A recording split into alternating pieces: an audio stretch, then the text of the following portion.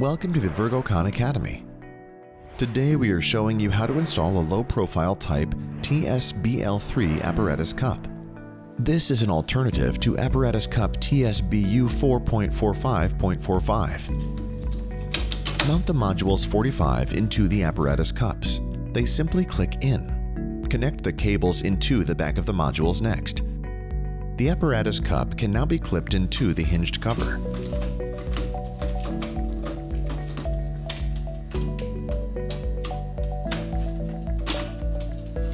Now lower the hinged cover in its entirety down to the screed.